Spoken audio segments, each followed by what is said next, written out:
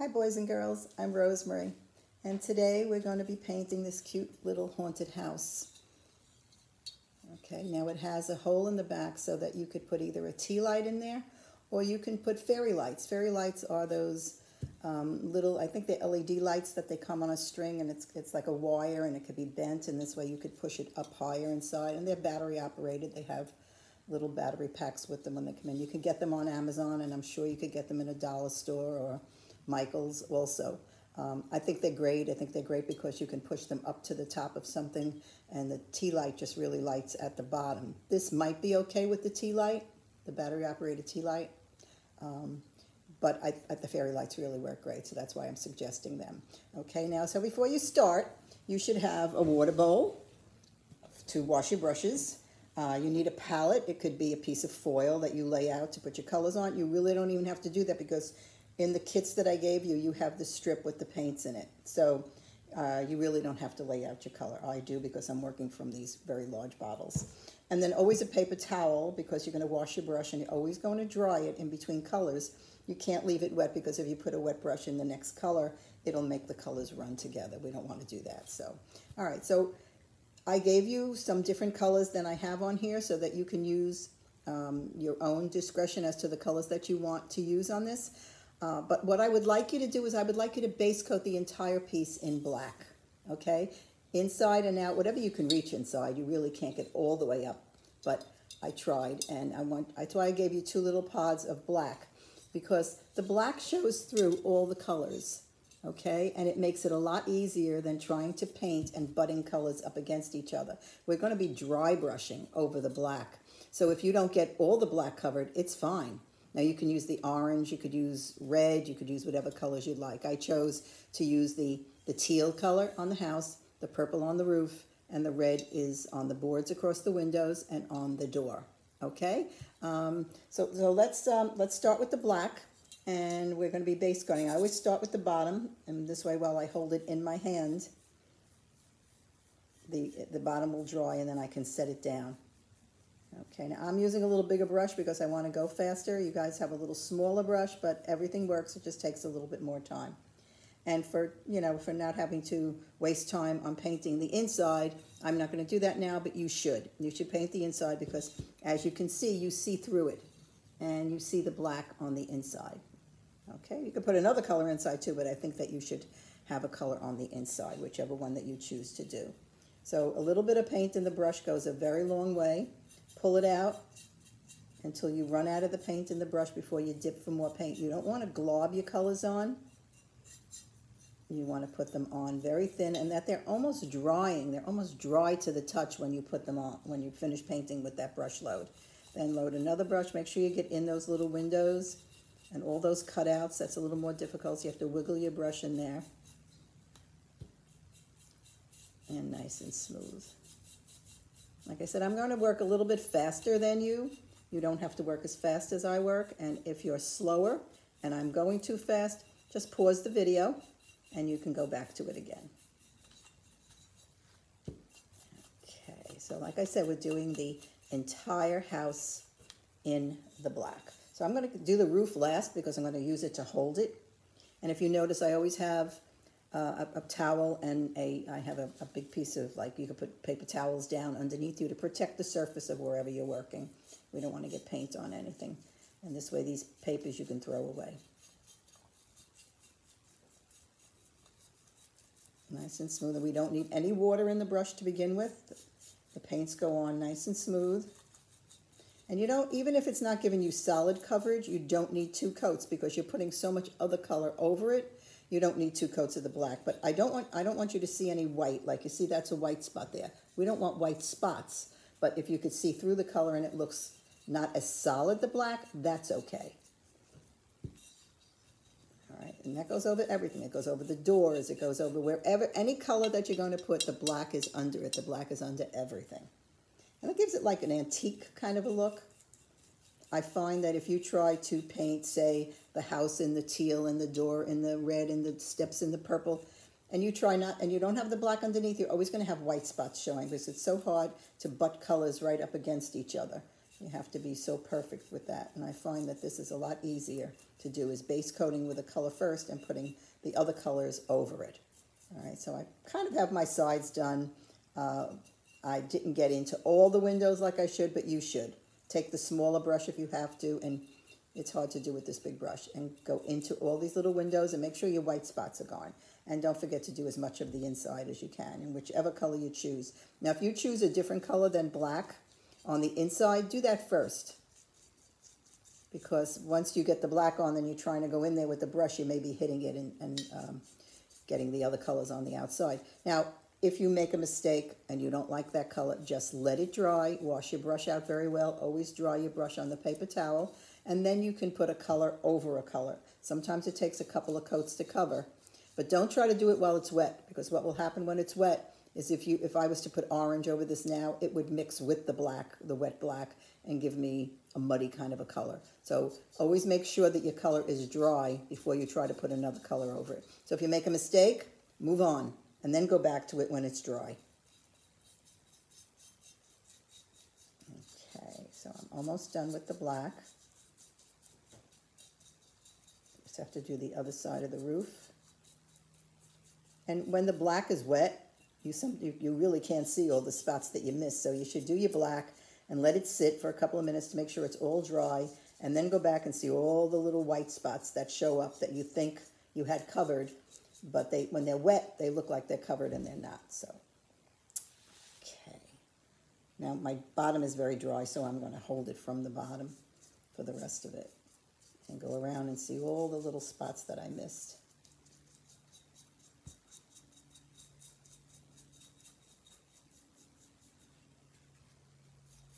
And you should have plenty of paint as long as you don't glob it on. I had only one little well of paint and it's doing the whole house. So you should have plenty. Just pull it out. You don't want puddles. And if your paint is very, very wet and it's leaving puddles, pull it out with your brush.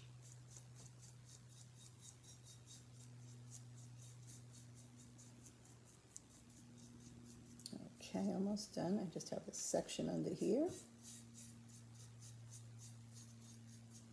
And I know that I'm going to see white spots, but I'm going to move on so that I can show you how to do it, and then you make sure yours is perfect. Okay, so now when you wash a brush, and I've gone over this before with other videos, I don't know if you've seen them, is you don't bang your brush in the bottom of the bowl. You try to keep the shape of your brush always in mind when you're cleaning your brush. So I either rub it back and forth on the bottom of the bowl, so I'm keeping the shape.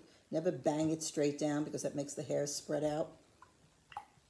And the black is very difficult to get out of the brush. So if I was you, I would go to the sink and wash, if you're going to use that brush again, which you will, and wash it with soap and water and get as much of it out as you can.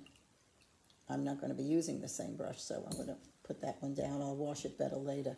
But I don't leave the black or any color laying in the brush for any length of time, because what will happen is as fast as it dries on here, it dries in the hairs of your brush, and then it's very hard to get out. So I think what we'll do next is we'll do the teal on the house. Now, we're going to do this in kind of a dry brushing effect. So you pick up, you're going to use that little square brush that you have, and you're going to pick up some paint, and I'm going to tap it out a little bit. I don't put it full strength onto the house. And I'm going to dab. I'm going to dab it onto the house. And you're going to need a couple of coats. And you see, I'm going to see if I can show this way. All right, a little bit of paint. I blend it into the hairs of the brush, and I tap it on.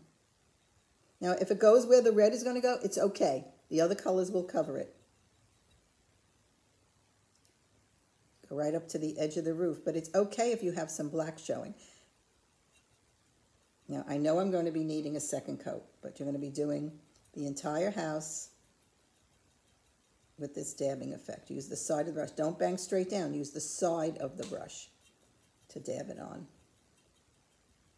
And now, if you have that black inside those window areas, which I didn't cover really well, you don't have to put the teal inside those areas. I left the black showing. But if you want to, you can dab the teal in there also. So now you see I keep going back to where I began, because where I began I didn't have enough teal. So you're definitely going to do a second coat, but first do the first. Tap it on, and I'm not worrying about where the red is going to go. I'm just worrying about the teal areas right now, and then the red will go over it. I didn't even pull out red. I have to get red. Okay.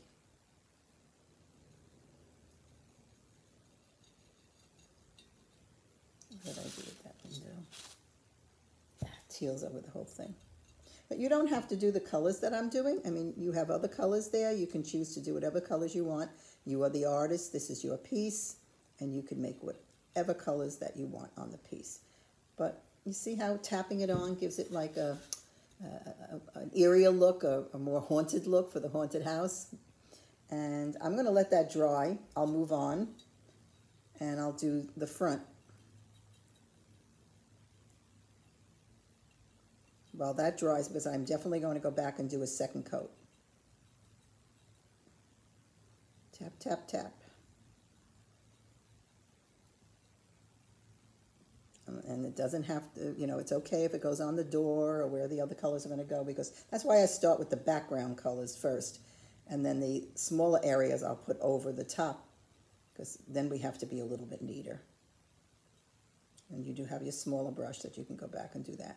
Now I'm going to go back to the side again. I have the front done. I'm going to go back to the side, and it's pretty dry. It's pretty dry. So now I'm going to do a second coat. And I want you to see when I do the second coat how much better coverage that I'm getting. All right, now you see I did the second coat right here. Look at the difference between here and here. Okay, the second coat really makes a difference, but it has to be dry. If it's wet, it's not going to layer it. It's just going to blend one color into the other. So I would, if I was you, I would do the whole house and in the teal, or whichever color you choose, let it dry, and then start again and do another coat. That gives it a little bit more drying time. See the difference between the top and the bottom? I didn't do the bottom, a second coat. And you could even do a third coat. You want it more solid, you could do a third coat. But I like the tapping effect. I think it gives it like a texture, like almost like a stone house. And you don't have to worry about butting your colors right up against each other. You can leave some black showing. And I'll go back to the front and do a little bit more on the front.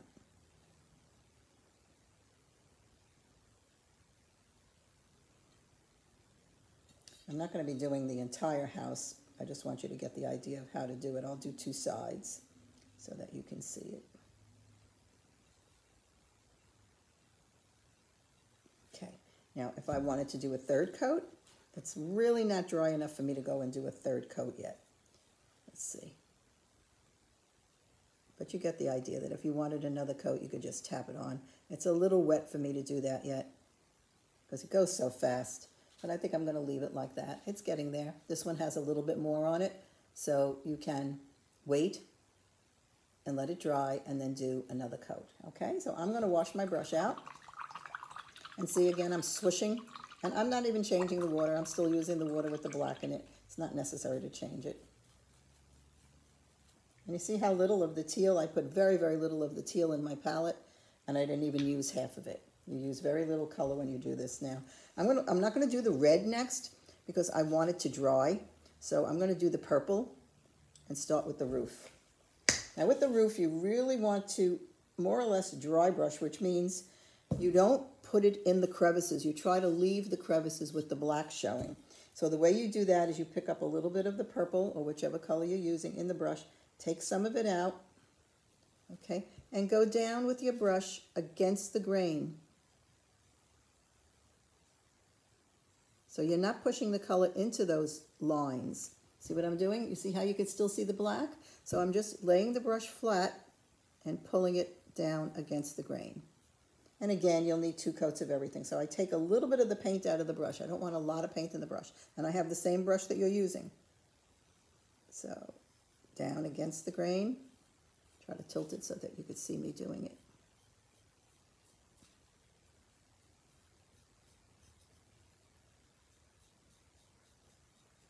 And it's good with this flat brush because it lays nice and flat to go against the grain, and you're just flattening it out. Now, if you go point in, you're going to be painting in those little lines. So you want to lay it flat and go against it. Now, you see that?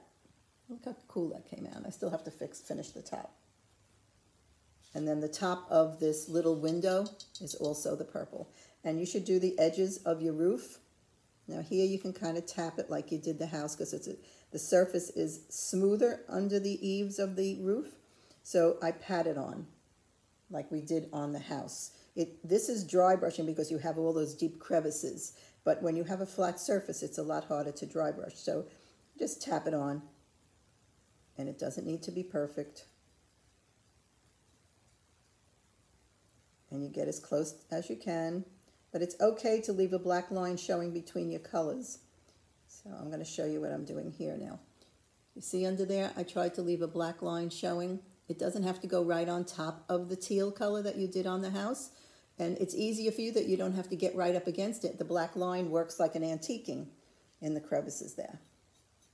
So now I'm going to put some also on this roof. And on this roof, you have grooves going this way. When you dry brush, you always go against the grain. So the grain is going horizontally. We're going to go vertically. I think that's what it is. I'm not going with the grain. I'm going against the grain. So I'm working from the edge of the little dormer roof up to the top. And you see how that keeps the black showing in the crevices. So again, lay your brush down. Don't have too much paint in the brush, and go across like so. Okay? And then tap you. Oh, I didn't do this little dormer. It has to be done in the teal also, which you can see this. You can stop it. You can go back and you could, look at it better. All right, I'm going to turn it all around so that you could see all the areas underneath the roof. Eaves is the color of the roof. Okay, and when you start painting the red, it's on those boards in the back, and all the boards going across the windows. It's supposed to be the broken windows. And then the purple is also here. So I didn't do my dormer in the teal, but you should do it. You should do it to match the house. Doesn't have to be. If you choose to do a different color, go for it. Like I said, you're the artist. So it's whatever colors you would like. I'm just here to show you technique, but colors are your choice.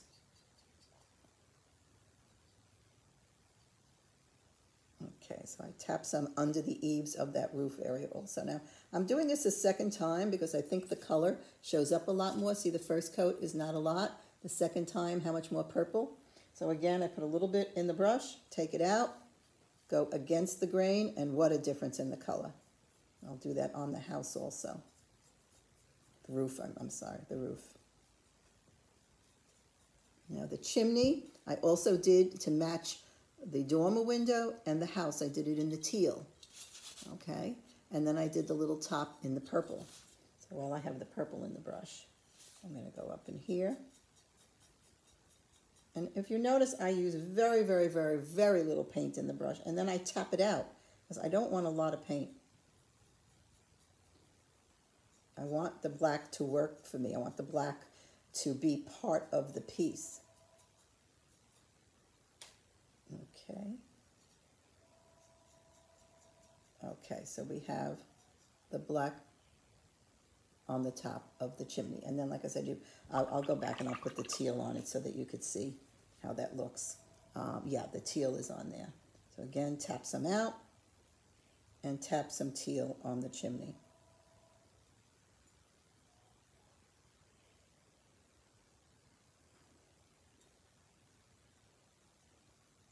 Okay. Tap, tap, tap. And you get as close to the black as you can. Like it does, you don't have to be right up against the black. And I would do it a couple of times.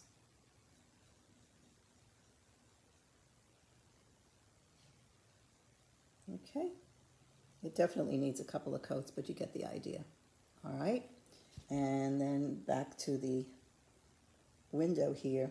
Now when I do this window, this little dormer window, I don't worry if I get it where the red is going to go. Because the red is going to be the last color we do, and we're going to put that on with the smaller brush. You can. I can use the bigger brush, but you use whatever you're comfortable with.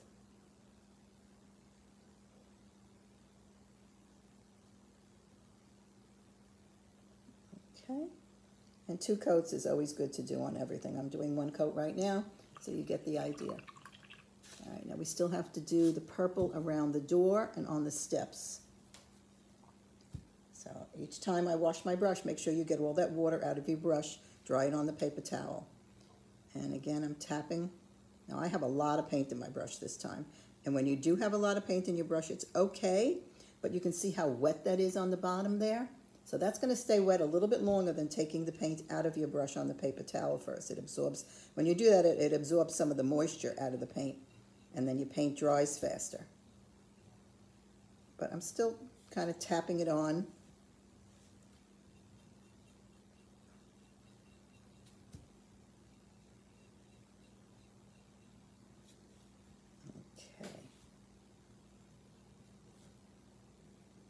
Now, in your directions, I believe I put my email, and if you'd like to send me pictures of your finished pieces, I would love to see them. I did, also here, I did the sides of the door too with the purple. So that you could use your smaller brush, or you could just use this brush flat. You see what I'm doing? I'm laying it flat and just pulling across it.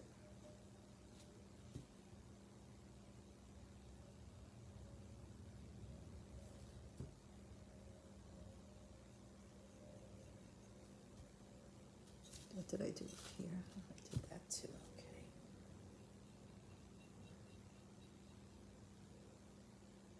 okay. Okay, so I have my little door done. Just excuse me 1 second, I just forgot to pick up some red. I'm gonna get some red over here. I have it right here. A little bit of red here. And we can do that on the door.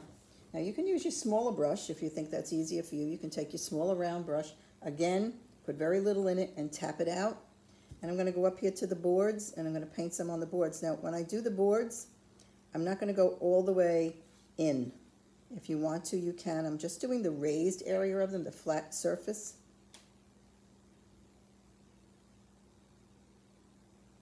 See, on the top, on the dormer window. And then I'm going to do it on the door. Now you can paint it. I'm still tapping it on. Tapping it on, I think, gives you a little bit more color, but then you have to let it dry a little bit longer. You can go back and you could do the doorknob with the back end of your brush is round, and you just put a dot on it, and you do the doorknob when you're finished. Okay, I did the doorknob in the teal. You can go do it whatever color you'd like.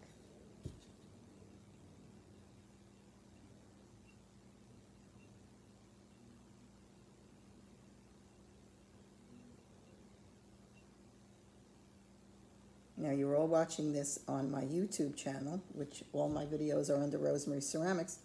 You might take a look, you might see this, you will see this haunted house I did in another video as a music box, and that was, you know, for an adult class, because it winds up costing a lot more money. Okay, so we're doing the boards. We're going to do the boards across this window.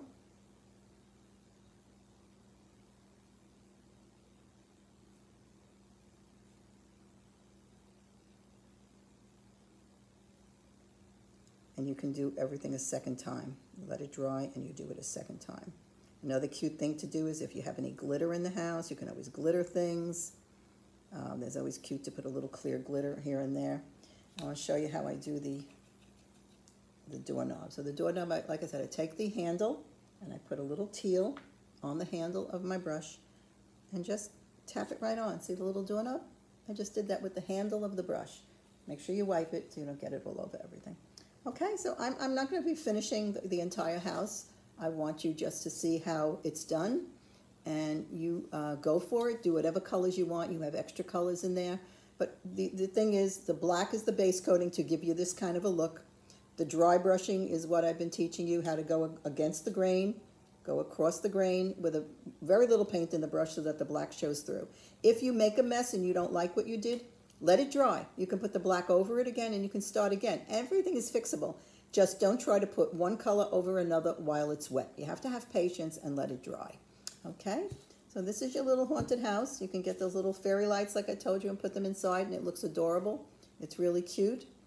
I hope you all have a very, very happy Halloween, and I thank you for taking this class, and thank you for enjoying ceramics. And I hope to see you again soon. Thank you.